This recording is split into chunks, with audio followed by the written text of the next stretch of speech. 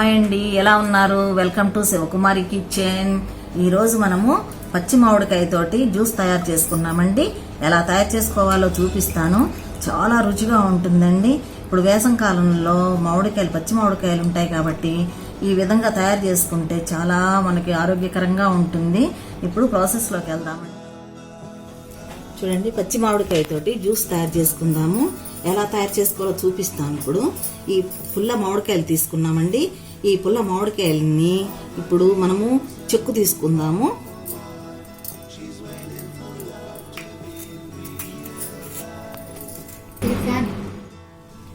చూడండి, మామిడికాయలు, పుల్ల మామిడికాయలని చెక్కు తీసుకున్నాము. ఇప్పుడు సన్న సన్న ముక్కలుగా కట్ చేసుకొని మిక్సీలో వేసుకుందామండి.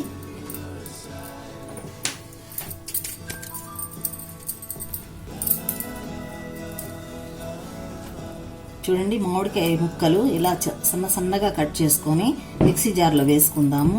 ఇప్పుడు ఈ పంచదార 1 కప్పు తీసుకున్నాము.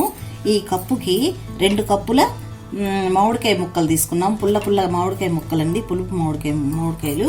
ఈ మామిడికాయలని 2 కప్పులు వేసుకుంటున్నాము.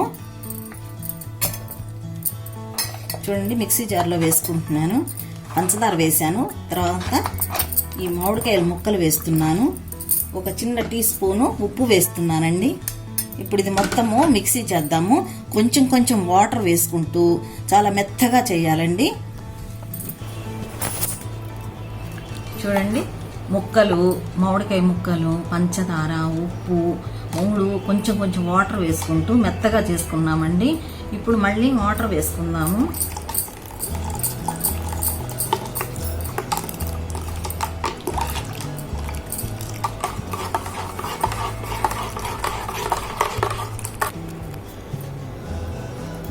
వాటర్ వేసుకున్న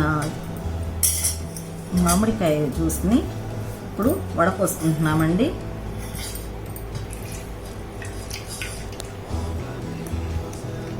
ఇలాంటి జల్లెడలో పోసుకుంటే చక్కగా దిగుతుంది.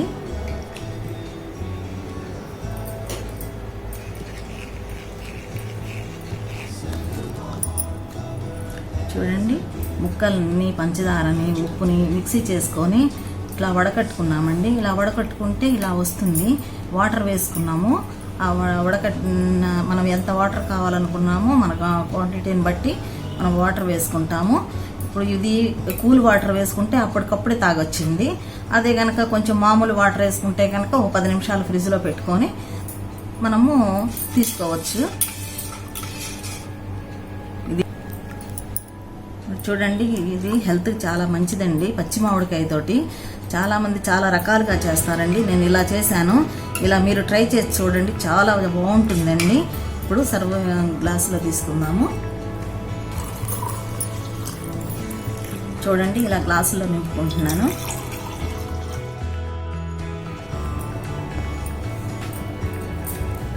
చూడండి, పుల్ల మామిడికాయలతోటి తీయగా జ్యూస్ తయారైందండి.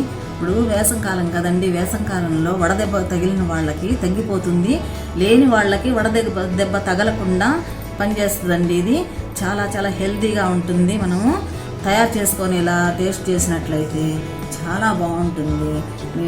మీకు అందరికీ నచ్చినట్లయితే లైక్ చేయండి, షేర్ చేయండి, సబ్స్క్రైబ్ చేయండి. మళ్ళీ మంచి రెసిపీతో కలుద్దామండి. Thank you.